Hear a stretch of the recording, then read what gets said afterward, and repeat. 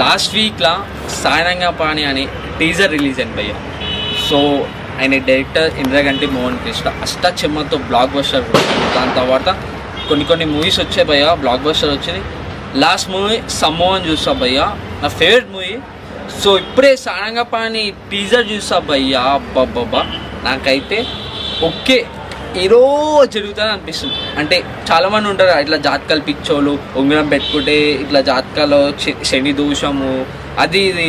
So same అదే ఉంది. నాకు లాస్ట్లో వెన్నెల కిషోర్ అయితే కామెడీ హైలైట్ అనిపించింది. ఒక డైలాగ్ ఉంది భయ్య, రోజు చూస్తుంటే కుమార్ ఆంటీలా అవుతాం అనుకున్నా కానీ జాన్ ఎసిస్ లాగా అవుతాం అనుకోలే. ఆ ఒక్క డైలాగ్ వెన్నెల కిషోర్ కామెడీ టైమింగ్ కానీ, ప్రియా దర్శన్ కానీ, ఇంకా బ్యాక్గ్రౌండ్ మ్యూజిక్ వివేక్ సాగర్ కానీ, ప్రొడక్షన్ వాల్యూ, శ్రీదేవి మూవీస్ మొత్తం ఎవ్రీథింగ్ ఓకే.